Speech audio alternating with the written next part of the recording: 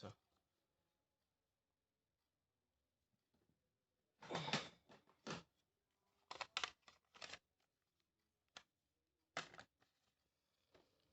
ঠিক আছে মেহেদি, খেয়াল করো কি বলছে দেখি। প্রথম অঙ্কটা আমাদের 8 নম্বর অঙ্ক। বলছে একটি ডিজেল চালিত পাওয়ার প্ল্যান্টে মানে পাওয়ার প্ল্যান্টে ডিজেল ব্যবহার করা হয়। তাহলে এই পাওয়ার প্ল্যান্টে প্রতি ঘন্টায় জ্বালানি খরচ হয় 20 লিটার। প্রতি ঘন্টায় বলছে, আবার 20 লিটার পার আওয়ারও লেখা আছে আর কি। মানে প্রতি ঘন্টায় জ্বালানি খরচ হয়। মেহেদি বোঝা যাচ্ছে না কথা নাকি? জি ভাই বোঝা যাচ্ছে। তাহলে প্রতি ঘন্টায় জ্বালানি খরচ হয় 20 লিটার পার আওয়ার। মানে প্রত্যেক ঘন্টাতেই 20 লিটার করে ডিজেল লাগতেছে এই পাওয়ার প্ল্যান্টে। এবং জ্বালানির calorific value 37,000 kilojoule per litre. আবার আমরা যে ডিজেলটা ব্যবহার করতেছি সেই ডিজেলের দেখো পার লিটারে, মানে 1 লিটারে আমাদের 37,000 কিলোজুল শক্তি আছে, মানে তাপীয় মান। এই যে জ্বালানির ক্যালোরিফিক ভ্যালু মানে তাপীয় মান হলো 37,000 কিলোজুল পার লিটার। তাপীয় দক্ষতা কত পার্সেন্ট? 35%। তাপীয় দক্ষতা কত পার্সেন্ট? 35%। এবং জেনারেটরের দক্ষতা 95% হলে ওই ইঞ্জিন দ্বারা প্রতি ঘন্টায় কত ইউনিট, এই যে কিলোওয়াট আওয়ার মানে ইউনিট, বিদ্যুৎ উৎপাদন হবে। তাহলে এটা হলো আমাদের প্রবলেম। তাহলে এটা কি কিছুটা কি বুঝতে পেরেছো? দেখো এখানে কিন্তু দক্ষতা দুইটা দেওয়া আছে, তাপীয় দক্ষতা আর জেনারেটরের যান্ত্রিক দক্ষতা। তাহলে আমরা এই দুইটা দক্ষতা থেকে ওভারঅল দক্ষতা ইউজ করব, এই দুইটা গুণ করে। ঠিক আছে, এই দুইটা গুণ করে আমরা ওভারঅল দক্ষতা ইউজ করব। তো দক্ষতা সমান আমরা কি জানি? আমরা জানি যে আউটপুট বাই ইনপুট, তাই না? তাহলে এই পাওয়ার প্ল্যান্টের আউটপুট কি হবে? এই যে বিদ্যুৎ উৎপাদন বলছে ওই ইঞ্জিন দ্বারা প্রতি ঘন্টায় কত কিলোওয়াট আওয়ার বিদ্যুৎ উৎপাদন হবে। তাহলে এটাই কিন্তু আমাদের আউটপুটটা, তাই না? বিদ্যুৎ উৎপাদনটাই তো আমাদের আউটপুট। আর ইনপুটটা কি হবে? এই যে প্রতি ঘন্টায় জ্বালানি খরচ হচ্ছে 20 লিটার পার আওয়ার, এবং জ্বালানির ক্যালোরিফিক ভ্যালু হচ্ছে এত। তাহলে এইখানে কি আমরা এটা লিখতে পারি না যে 8 নাম্বার যদি সমাধান করি, যে ইটা ওভারঅল, যেহেতু দুইটা দক্ষতা দেওয়া আছে তাই ইটা ওভারঅল মানে হচ্ছে আউটপুট ডিভাইডেড বাই ইনপুট। তাহলে এটা ওভারঅল কত? এই 35% 95% গুণ করব দুইটা, 35 ইন্টু 0.95 ইকুয়ালস টু আউটপুট। তাহলে আউটপুটটা আমরা বের করি। দেখেন ওই ইঞ্জিন দ্বারা প্রতি ঘন্টায় কত কিলোওয়াট আওয়ার বিদ্যুৎ উৎপাদন হবে। তাহলে আউটপুটটা হচ্ছে আমরা বের করব। তাহলে ইনপুট কি দেওয়া আছে? দেখো মেহেদি, এখানে বলছে প্রতি ঘন্টায় জ্বালানি খরচ 20 লিটার পার আওয়ার। তাহলে 20, দেখেন, আচ্ছা 20 লিটার 20 লিটার পার আওয়ার। তাহলে আমি যদি সেকেন্ডে নিতে চাই মেহেদি, কি করতে হবে বলো তো? সেকেন্ডে না ভাই, আমরা তো মানে রেজাল্ট তো বের করবো আওয়ারেই, তাহলে আওয়ারে রেখে দেওয়া যায় না? লিটারটা শুধু খালি হাতে নিয়ে যায়। না, এটা আমাদের ইউনিট বের করতে বলেছে। বলছে প্রতি ঘন্টায়। এটা আমরা পরে শিখবো। আমরা বের করব কিলোওয়াটে। আমরা কিলোওয়াটে বের করব, তারপরে 1 ঘন্টা আমরা গুণ করে দেবো কারণ কিলোওয়াট যা আসবে তাই। আমার তো কিলোওয়াট আওয়ার আছে, তাই না? তাহলে আমাদের এখানে আউটপুটটা আমরা বের করব কিলোওয়াটে। তারপরে আমরা লিখব যে প্রতি ঘন্টায় বিদ্যুৎ উৎপাদন হবে, সেই প্রতি ঘন্টার কারণে 1 ঘন্টা গুণ করে দেব, তাহলে এটা কিলোওয়াট আওয়ার হয়ে যাবে। তাহলে ইনপুটটা কিসে আছে এখানে? 20 লিটার পার আওয়ারে। তাহলে আমি নিলাম 3600 দ্বারা ভাগ করলাম। তার মানে 1 ঘন্টায় ছিল 20 লিটার, তাহলে 1 সেকেন্ডে হবে হচ্ছে এই যে 20/3600, তাই না? এরকম হবে 20/3600। তাহলে এটা হলো আমাদের ওভারঅল দক্ষতা 0.35 0.95 ইনপুট। তাহলে ইনপুট এটা এখানে তাহলে কি একক আছে? Litre per second. Litre per second. তাহলে লিটার পার সেকেন্ড মানে প্রতি সেকেন্ডে কত লিটার যাচ্ছে সেইটা এখানে আছে। আবার এই যে ক্যালোরিফিক ভ্যালু হচ্ছে 37,000 কিলো জুল পার লিটার, মানে প্রতি লিটারে আছে এত কিলো জুল। তাহলে আমি তো এত লিটার দিচ্ছি, তাহলে আমি শক্তি দিচ্ছি 37,000 দিয়ে গুণ করে দেব। তাহলে প্রতি সেকেন্ডে আমি এত কিলো জুল শক্তি দিচ্ছি, তার মানে নিচে আছে কিলো জুল পার সেকেন্ড, তার মানে কিলো জুল পার জি সেকেন্ড ভাই, মানে কিলো ওয়াট, অর্থাৎ আউটপুটটা চলে আসবে কিলো। কিলো ওয়াটে। দেখি কত আসে, এখানে গুণ করতে হবে।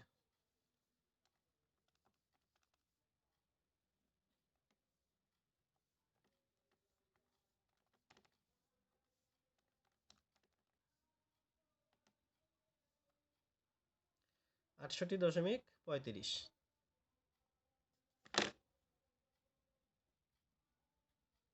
তাহলে এত কিলোওয়াট আসলো। এখন সুতরাং প্রতি ঘন্টায়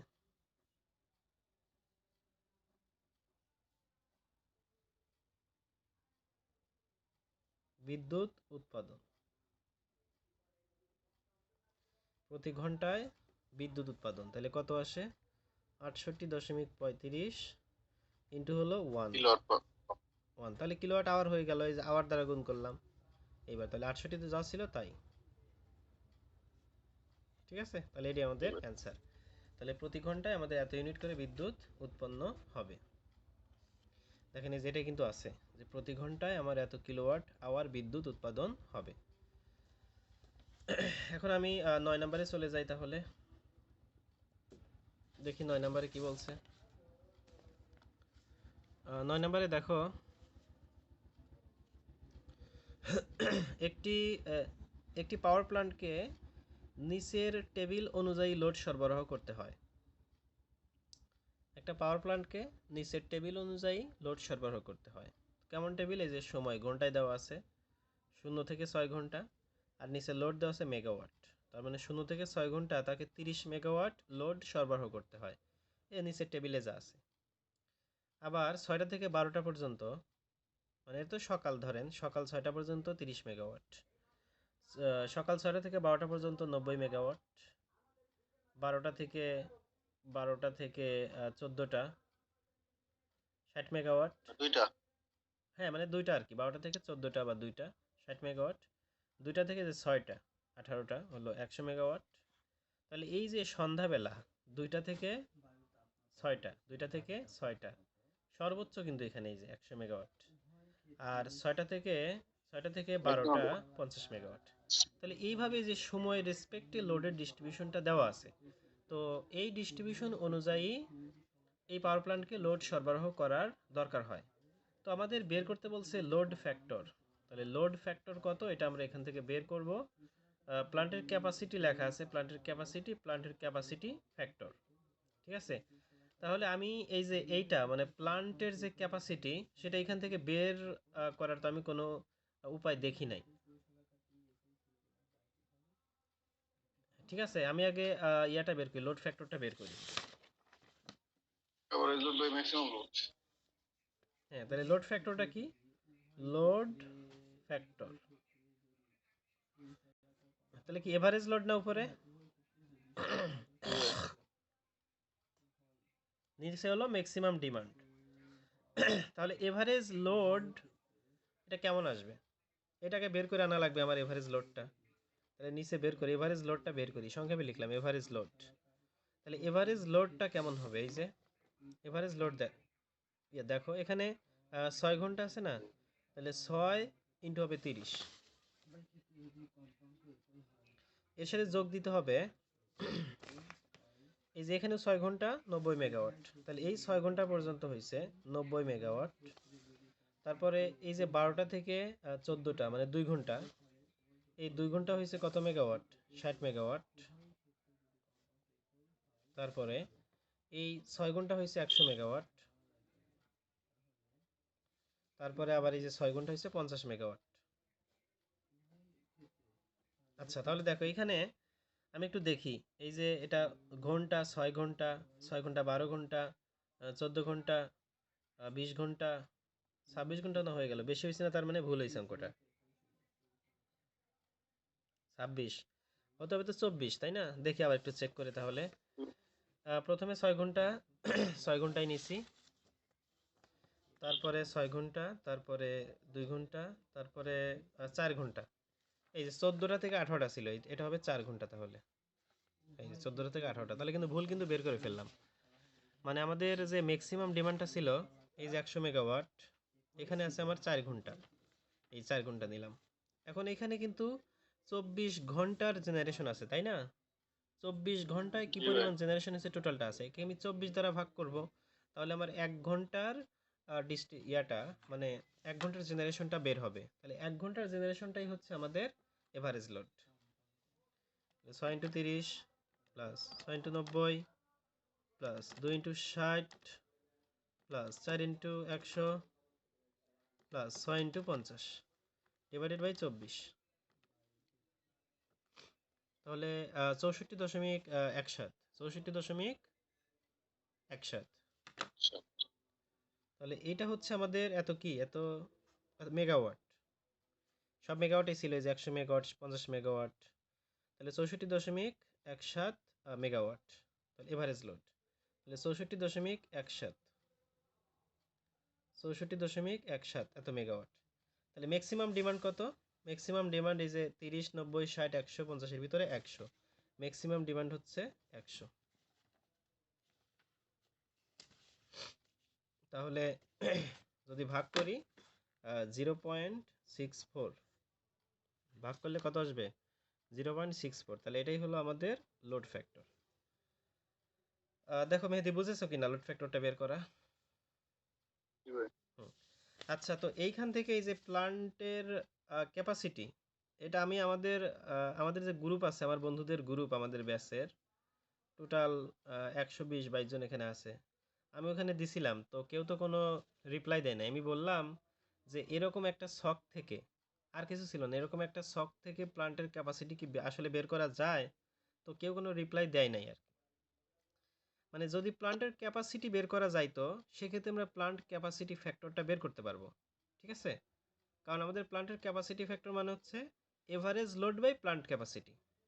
প্লান্ট ক্যাপাসিটি ফ্যাক্টর, এটার সূত্র আছে এভারেজ লোড বাই, তাহলে এভারেজ লোড তো আমরা এই যে বেরই করলাম 64.17 মেগাওয়াট, একে আমরা প্লান্টের ক্যাপাসিটি দ্বারা ভাগ করব। কিন্তু কিন্তু এই প্লান্টের ক্যাপাসিটি তো আমি জানি না, এটা কিভাবে বের করব? আমি এখান থেকে বের করতে পারি না সাধারণত।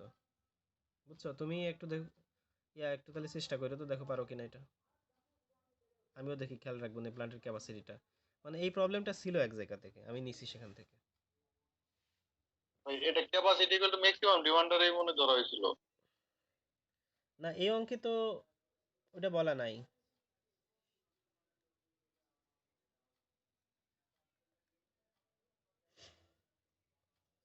এখন যদি এখন যদি আমরা যদি কোনো উপায় নাই পাই, সেক্ষেত্রে ম্যাক্সিমাম ডিমান্ড, মানে এই যে প্ল্যান্টের ক্যাপাসিটি, এটা তো বেশি হবে সাধারণত ম্যাক্সিমাম ডিমান্ডের চাইতে।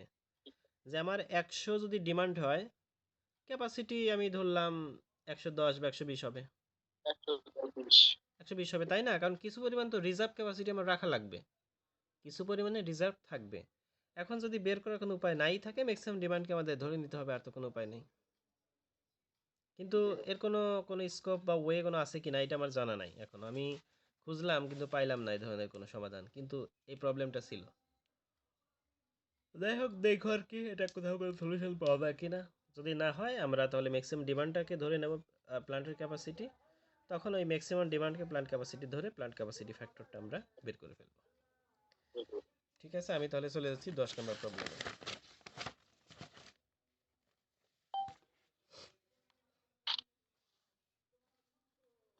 এই 8 নম্বরের সমাধানটা এখানে ভুলে করছিলাম আর কি।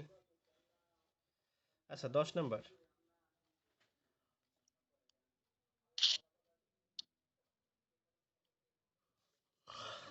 10 নম্বরটা হচ্ছে,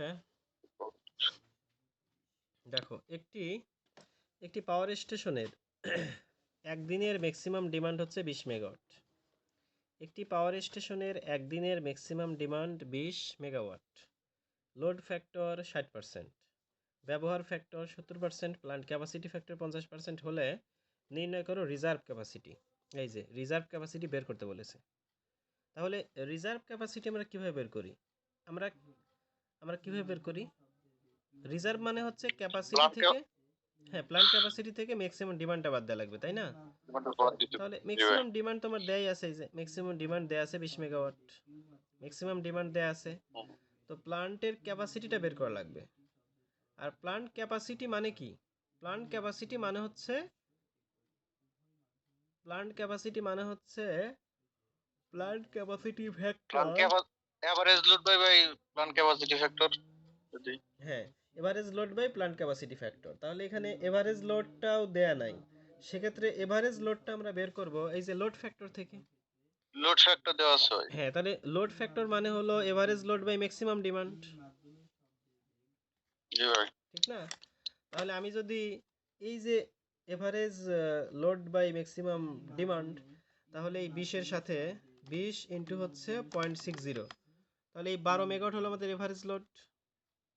এই এভারেজ জি লোডকে ভাই যদি প্ল্যান্ট ক্যাপাসিটি ফ্যাক্টর দ্বারা ভাগ করি 0.50, তাহলে 24 মেগাওয়াট।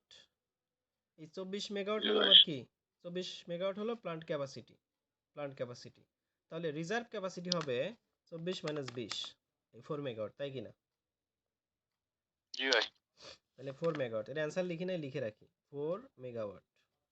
আচ্ছা, তারপরে বলছে একদিনে উৎপাদিত শক্তি, একদিনে উৎপাদিত শক্তি। তাহলে এভারেজ লোডটাকে আমরা যেহেতু ভাই জানি। আমরা এভারেজটা জানি এভারেজ লোডটা যেহেতু জানি তাহলে তো এটা 24 গুণ করে দিলেই তো হ্যাঁ, কারণ একদিনে মানে 24 ঘন্টা। এভারেজ লোড মানে কি? জি ভাই এভারেজ লোড মানে হলো 1 ঘন্টায়। কিন্তু আমি একদিনে যখন বের করব তখন 24 দ্বারা গুণ করে দিব। তাহলে এভারেজ হলো 12 গুণ হলো 24, তাহলে 288 মেগাওয়াট, তাই না? 288 মেগাওয়াট। জি ভাই তাহলে এটা হলো আমার একদিনের উৎপাদিত শক্তি। সত্যি তারপরে একদিনের উচ্চারিত ক্ষমতা একদিনের সর্বোচ্চ উৎপাদন ক্ষমতা, একদিনের সর্বোচ্চ উৎপাদন ক্ষমতা। হ্যাঁ, এই জিনিসটা, এই যে মানে চাইলে সর্বোচ্চ কতটুকু উৎপাদন করা যাবে একদিনে, কিন্তু তাহলে এটা তো এক এটা তো এক ম্যাক্সিমাম ডিমান্ডের ইয়া করে দিলে না, এটা খুবই সহজ। একদিনে সর্বোচ্চ উৎপাদন ক্ষমতা, তাহলে একদিনে উৎপাদিত শক্তি আমরা কিন্তু পাইছি, একদিনে যে শক্তিটা জি উৎপাদন ভাই করছে সেটা আমরা পাইছি। কিন্তু সর্বোচ্চ উৎপাদন, এই যে ব্যবহার ফ্যাক্টরটা দেওয়া আছে, তাহলে আমি কিন্তু সর্বোচ্চ মানে এই যে ব্যবহার ফ্যাক্টর, তার মানে 70%ই সর্বোচ্চ ব্যবহার করতে পারবো, এর বেশি পারবো না। তাহলে এই 70% দ্বারা জি আমাকে ভাই ভাগ করে দেওয়া লাগবে 288-কে। তাহলে এখানে আসে 411.43 মেগাওয়াট। তাহলে চাইলে সর্বোচ্চ। ভাই জিনিসটা বুঝছি না একটু আরেকটু আচ্ছা, আমি বলি 411.43 মেগাওয়াট। আচ্ছা, এই যে বলছে ব্যবহার ফ্যাক্টর মানে প্লান্ট ইউটিলাইজেশন ফ্যাক্টর, তাই না? 70%। তার মানে আমরা চাইলে সর্বোচ্চ 70% ব্যবহার করতে পারবো, সর্বোচ্চ 70% ব্যবহার করতে পারবো। তাহলে এইখানে আছে একদিনের সর্বোচ্চ উৎপাদন কত, উৎপাদন ক্ষমতা কত। মানে আমরা যদি চাই সেক্ষেত্রে একদিনে সর্বোচ্চ 411.43 মেগাওয়াট আমরা তৈরি করতে পারবো, এর বেশি পারবো না, কারণ ব্যবহার ফ্যাক্টর 70%। যদি 80% হইতো তাহলে আমরা 80% পারতাম, 80% পারতাম। জি ভাই কিন্তু এখানে আমাদের একদিনে যে উৎপাদিত শক্তি, এর চাইতে অবশ্যই বেশি হবে। তাহলে আমরা সর্বোচ্চ উৎপাদন যেহেতু বেশি হবে, তাহলে আমরা যদি ভাগ করে দিই তাহলে কিন্তু বেশি হয়ে যাচ্ছে। তাহলে একদিনে উৎপাদিত শক্তি ছিল 288 মেগাওয়াট, একে আমরা এই যে ব্যবহার ফ্যাক্টর দ্বারা ভাগ করে এটা 411.43 মেগাওয়াট হয়ে গেল। তাহলে আমরা চাইলে এই পরিমাণ এনার্জি একদিনে তৈরি করতে পারবো, যদি আমরা চাই, মানে এর বেশি কিন্তু আমরা পারবো না। বুঝতে পারছি আচ্ছা, ঠিক আছে, তাহলে তো এটা গেল, এটা আর করলাম না। তবে সলিউশনে আছে আর কি, আমি আচ্ছা ভাই আমি সলিউশনে করে রাখছি, এই কারণে করলাম না।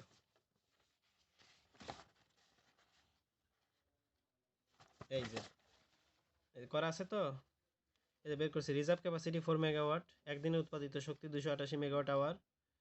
ভাই আমাকে সলিউশন সহ দিতেছেন নাকি হ্যাঁ, আলহামদুলিল্লাহ এখন সলিউশন সহ দিয়ে দেই। একদিনে উৎপাদিত শক্তি 288 মেগাওয়াট আওয়ার, একদিনে সর্বোচ্চ উৎপাদন ক্ষমতা 288 ভাগ 0.70, তাহলে এত মেগাওয়াট আওয়ার পার ডে, মানে পার ডে চাইলে এতটুক হ্যাঁ, আমরা উৎপাদন করতে পারবো। ঠিক আছে। আচ্ছা আচ্ছা ভাই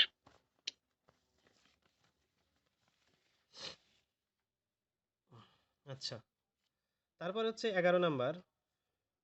11 নাম্বার একটু মানে কেমন কেমন যেন, দেখি তাহলে এটা আরেকটু, ক্যাচমেন্ট এরিয়া। এটা তো হ্যাঁ,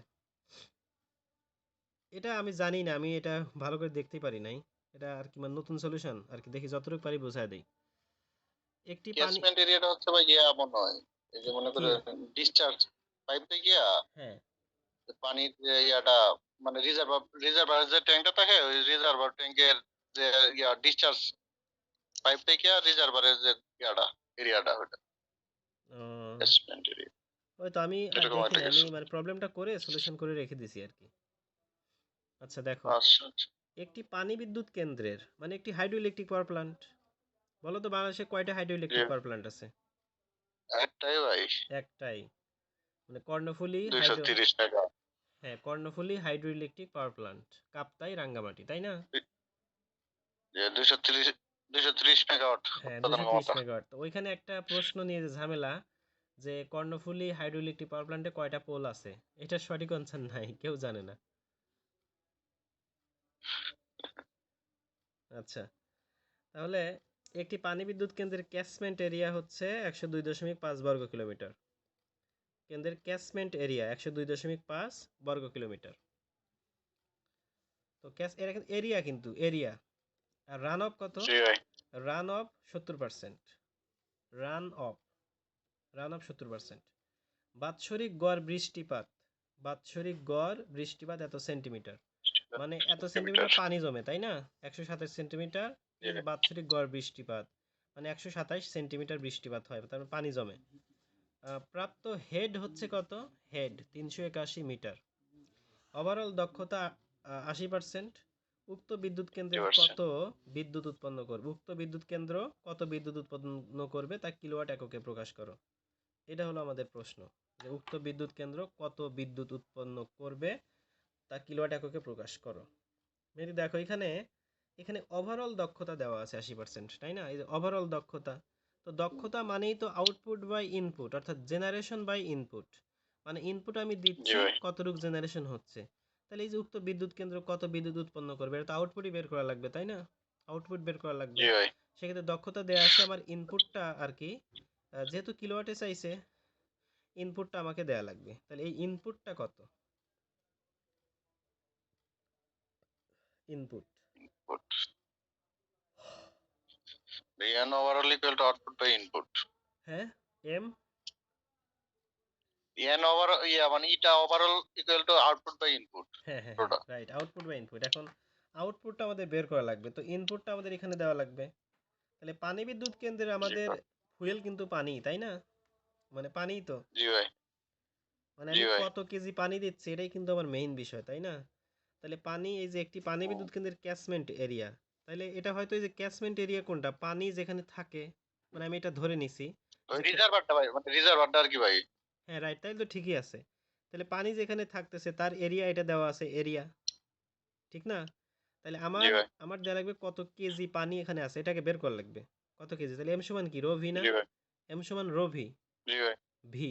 তাহলে ভিটা হলো আয়তন, এক্ষেত্রে তোমার ক্যাচমেন্ট এরিয়া দেওয়া আছে, এরিয়া, তাহলে এরিয়ার সাথে কাকে গুণ করলে আমাদের আয়তন হয়ে যায়? এম সমান যেহেতু রো ভি, ভিটা আমাদের বের হবে। তাহলে এরিয়ার এরিয়া সাথে, দেওয়া আছে। এরিয়ার সাথে উচ্চতাকে গুণ করা লাগবে। হুম। উচ্চতা কত? এই যে 127 আর সেন্টিমিটার, বাৎসরিক গড় মিটার কিউব বৃষ্টিপাত। মিটার স্কয়ার দেওয়া আছে করতে হবে তো মিটার কিউব। ও হ্যাঁ, বর্গ কিলোমিটার দেওয়া আছে। তো বর্গ কিলোমিটার থাকলে কিলোমিটার উপর স্কোয়ার আছে, কিলোমিটারকেই তো আমরা মিটারে আনার জন্য 1000 দ্বারা গুণ করব। যেহেতু বর্গ আছে আমরা দুইবার জি ভাই। 1000 দ্বারা গুণ করব, তার মানে 10⁶ আমরা ইউজ করব এখানে। জি ভাই। 102.5 ইন্টু 10⁶ এত মিটার। 60। তো এই যে উচ্চতাও দেওয়া আছে, বার্ষিক গড় বৃষ্টিপাত 127 সেন্টিমিটার, এত উঁচু পানি, এটাই। ভাই হেড দেওয়া আছে ভাই। ও আচ্ছা, হেড, ও হেড, হেড দেওয়া আছে কত? 381। জি ভাই। আচ্ছা হেড তো আছে, হ্যাঁ। তো হেড, তাহলে প্রাপ্ত হেড কত? 381। তাহলে এই যে বাৎসরিক যে গড় বৃষ্টিপাত, এটা কি জিনিস বলো? 127 সেন্টিমিটার। গড় বৃষ্টিপাত মানে এটা তো ওই দিনেরটা জানি এটা 127 সেন্টিমিটার যেটা, হ্যাঁ, এটা মানে প্রত্যেক দিন 127 সেন্টিমিটার উচ্চতার বৃষ্টি হয় মানে যে বৃষ্টিটা হয় এটা মানে যে কোনো জায়গায় 127 সেন্টিমিটার পানি ইয়া করে তো কাজই দেখতেছি না। আচ্ছা দেখো তাহলে এই এরিয়ার সাথে তো আমরা এরিয়া 102.5 ইন্টু 10⁶, এটা তো আমরা শিওর তাই না? জি জি আবার এই যে এখানে আমার কাছে খুবই আননোন, এটা রান অফ 70%, এই রান অফ 70% তার মানে 0.7, তাহলে রান অফটা জি হলো ভাই। মানে আপেক্ষিক গুরুত্ব আর কি। এটা মনে করা লাগবে, আমরা যে পানিটা এখানে ব্যবহার করতেছি তার আপেক্ষিক গুরুত্ব মোটামুটি এইরকম বিষয়। আমি জানি না এটা অ্যাকচুয়ালি যে রান অফটাই আপেক্ষিক গ্যাস গুরুত্ব কিনা। গ্যাস নাকি? হ্যাঁ yes। তাহলে রান অফ যদি এস হয়, আপেক্ষিক গুরুত্ব 0.7 হয়, তাহলে এম সমান যেহেতু রো ভি, তাহলে এই রান অফকে আমি 1000 দ্বারা গুণ করব পানির ঘনত্ব দ্বারা, তাহলে এটার হচ্ছে আমি ঘনত্ব পেয়ে গেলাম। জি ভাই। ঠিক না? এখানে যে পানি ব্যবহার করতেছি তার ঘনত্ব পেয়ে গেলাম। এটা যদি আমাদের হয় তাহলে এম সমান রো ভি, তাহলে রো কিন্তু পাইলাম 0.7 ইন্টু 1000, 0.7 ইন্টু 1000 রো। তাহলে ভিটা হবে 700। আমার, ভিটা হবে আয়তন, তাহলে এটা এরিয়া ইন্টু হবে এই যে উচ্চতা, তাহলে বাৎসরিক গড় বৃষ্টিপাত বা 127 সেন্টিমিটার, এটাই আমাদের উচ্চতা, গড় বৃষ্টিপাত মানে কত উচ্চতার পানি এখানে আছে, এরকম ভাবে এটা মনে রাখা লাগবে আর কি। তাহলে বাৎসরিক গড় বৃষ্টিপাত 127 সেন্টিমিটার, 1.27 মিটার হবে। ঠিক আছে?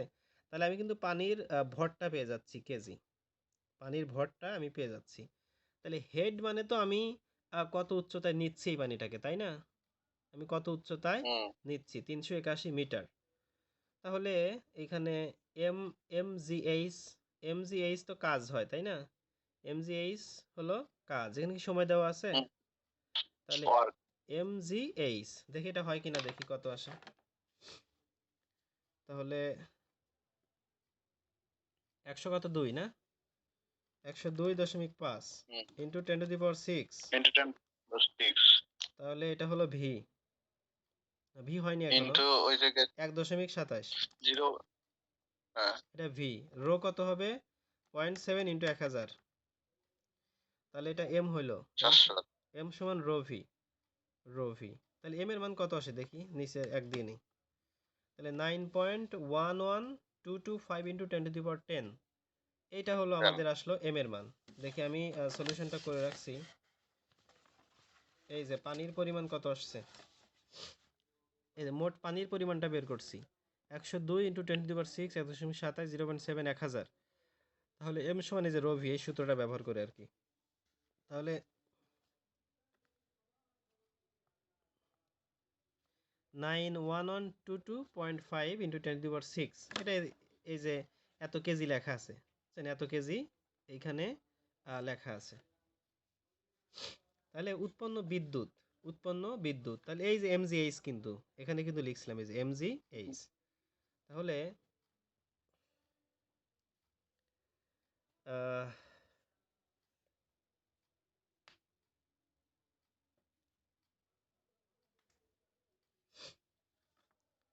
আচ্ছা এমজিএইচ এটা, ক্ষমতাটা বের করছেন আর কি হুম, সময় দিয়ে। হ্যাঁ ক্ষমতাটা বের করছি, বুঝতে পেরেছি। তাহলে এই যে এরকম আর কি, এটা সমান কি আউটপুট বা ইনপুট না? জি ভাই। আউটপুটটা আমি নিলাম, আউটপুট বাই ইনপুট, এন্ড ইনপুটটাই তো এই যে পানি দিচ্ছি এতটুকু, এম জি এইচ, তাই না? হুম। ইনপুট এরকমই কি না, উৎপন্ন বিদ্যুৎ,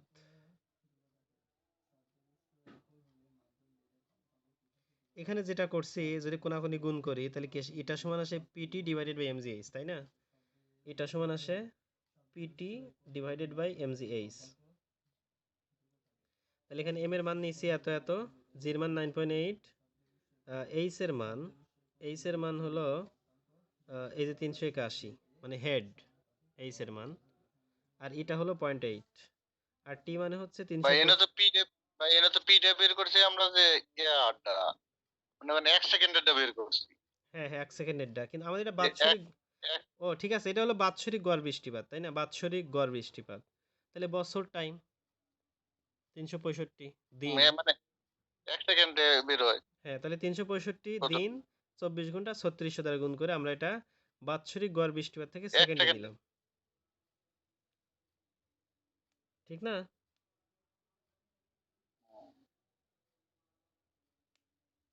ও, বুঝছি আর কি। দেখো আমি বলি, কাজ সমান কি?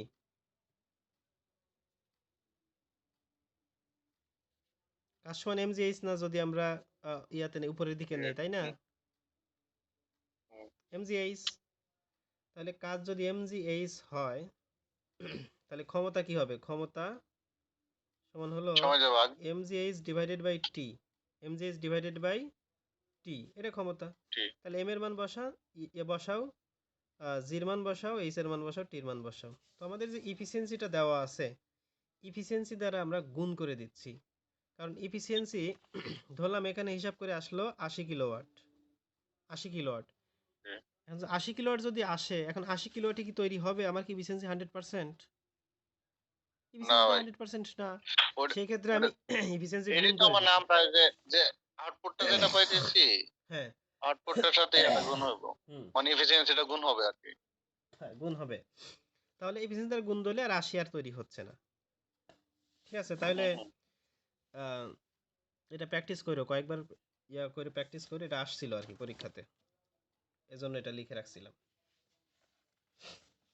আচ্ছা, তারপরের প্রবলেমটা দেখি তাহলে। তাহলে উত্তর আসলো হচ্ছে 86 31 কিলোওয়াট। 86 31। এটা তো ভাই ইয়ে উত্তর থাকতো না, কি? এফিসিয়েন্সির সাথে এটা গুণ হইব না। হ্যাঁ, গুণই তো দিছি এটা। এফিসিয়েন্সির সাথে তো গুণ দেন না, এটা তো খালি 1 সেকেন্ড এটা বের হইছে। না, এফিসিয়েন্সি বসাই দিছি যে একেবারে, এই যে। ও, এফিসিয়েন্সি দিয়েছেন উপরেও, আচ্ছা হ্যাঁ, তাহলে হ্যাঁ, ঠিক হ্যাঁ, আছে। এই জন্য একেবারে বের হয়ে গেছে। আচ্ছা, তারপরে আছে একটা যে পাওয়ার প্ল্যান্টের ম্যাথ, এটা হলো একটি ভাই এটা তো 1 সেকেন্ড এটা বের হইছে না, আমার এখন 1 বছর এটা বের করতে হবে না? এটা তো 1 বছরের চাইছে না। না, সেকেন্ডেই তো চাইছে, যে কিলোওয়াট মানেই তো সেকেন্ড। বিদ্যুৎ কেন্দ্রের, বিদ্যুৎ কেন্দ্র কত বিদ্যুৎ উৎপন্ন করবে তা কিলোওয়াট এককে, কিলোওয়াট মানেই তো কিলো জুল পার সেকেন্ড। বুঝতে পারছি, মানে বিদ্যুৎ কেন্দ্র কি 1 বছরে কতটুকু বিদ্যুৎ উৎপন্ন করবো, না 1 সেকেন্ডে, এটা তো বলতেছি। না, কিলোওয়াট মানে 1 সেকেন্ডে, মানে 1 সেকেন্ডে কত জুল করবে। আচ্ছা আচ্ছা, হ্যাঁ বুঝতে পারছি।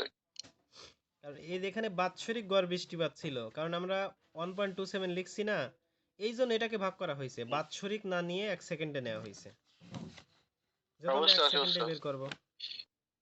আচ্ছা, তারপরে একটা অঙ্ক, এটা হলো একটি বিদ্যুৎ কেন্দ্রের ইকুইপমেন্টের মূল্য হলো 20.8 কোটি টাকা। ঠিক আছে, 20.8 কোটি টাকা মানে 20,80,00,000 টাকা হচ্ছে ইকুইপমেন্টের মূল্য। এবং 25 বছর পর স্যালভেজ ভ্যালু হচ্ছে 80 লক্ষ টাকা। তার মানে 25 বছর পরে এর মূল্য কমে গেছে আর কি, স্যালভেজ ভ্যালু মানে কমে গেছে। এই যে ইকুইপমেন্টের মূল্য 20.8 কোটি, সেই টাকাটা নাই, কমে গিয়ে কত হয়েছে? 80 লক্ষ টাকা হয়েছে। তো স্ট্রেট লাইন মেথডে বলছে, মানে মেথড কিন্তু উল্লেখ করে দিচ্ছে, অনেকগুলো মেথড আছে, আমরা করছিলাম এটা ভার্সিটিতে। স্ট্রেট লাইন মেথডে 20 বছর পর বিদ্যুৎ কেন্দ্রের ইকুইপমেন্টের ডেপ্রিসিয়েটেড ভ্যালু নির্ণয় করো। বিদ্যুৎ কেন্দ্রের ডেপ্রিসিয়েটেড ভ্যালু আমাকে বের করতে হবে। তো উত্তর আসবে 4.8 কোটি টাকা। তো দেখো, স্ট্রেট লাইন যদি হয়, স্ট্রেট লাইন মেথড যদি হয়,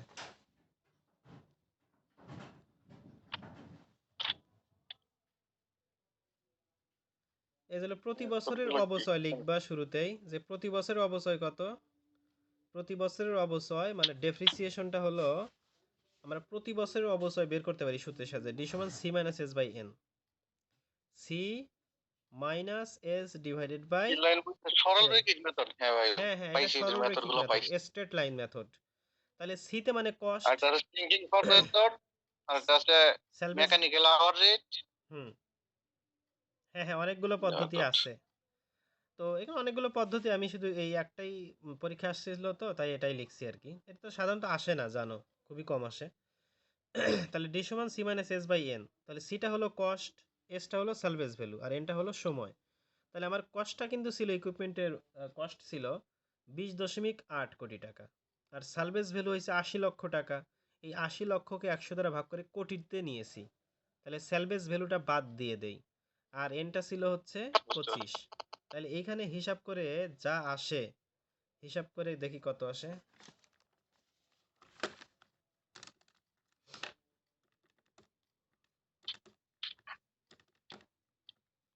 0.8, 0.8 আসলে হচ্ছে হিসাব করে। তাহলে 0.8 কোটি টাকা। এখন এই যে 20 বছর পর, তাহলে এটা কিন্তু প্রতি বছরে অবশ্যই, এটা প্রতি বছরে অবশ্যই। তাহলে 20 বছর পরে, 20 বছর পরে আমার, দেখো শুরুতে দাম কত ছিল? 20.8, 20.8 ছিল শুরুতে 8 দাম। কোটি টাকা। তাহলে এখন এই যে 0.8কে আমি 20 দ্বারা গুণ করব। তাহলে 0.8কে, তাহলে প্রতি বছরে অবশ্যই হচ্ছে কত? 0.8, তাহলে 20 দ্বারা যদি গুণ করি, তাহলে 20 বছরে অবশ্যই হচ্ছে 16 কোটি টাকা, তাই না? 20 বছরে জি ভাই। হচ্ছে কত? 16 কোটি টাকা। তাহলে এখন আমার শুরুতে মূল্য কত ছিল? শুরুতে মূল্য ছিল হচ্ছে 20.8, আর এখন এই যে 8। অবশ্যই চলে আসছে। তাহলে 20.8 মাইনাস হচ্ছে এই অ্যান্সার, তাহলে বাসে 4.8 কোটি টাকা। তাহলে 20 বছর পরে এটাই কিন্তু আমার দাম থাকবে, তাই না? জি ভাই। তাহলে হবে, তাহলে 20 বছর পরে আমার ডেপ্রিসিয়েটেড ভ্যালু, মানে ডেপ্রিসিয়েটেড মানে কি? যে এটার এখন মূল্য যা আছে, মানে আমি তো অবচয় যেটা সেটা তো বাদ দিয়ে দিছি, অবচয় যেটা সেটা বাদ দিছি। ধরো এই কলম কিন্তু আমার, আমি হচ্ছে 100 টাকাতে কিনছি, তার মানে বর্তমানে 100 টাকা দাম আছে। এখন 6 মাস পরে আমার এই কলমটা একটু ক্ষতি হয়েছে, এটার দাম 20 টাকা কমে গেছে। তাহলে এই কলমের ডেপ্রিসিয়েটেড ভ্যালু কত হবে? 100 টাকা ছিল, 20 টাকা কমে গেছে। তাহলে ডেপ্রিসিয়েটেড মানে ডেপ্রিসিয়েশনটা বাদ দিয়ে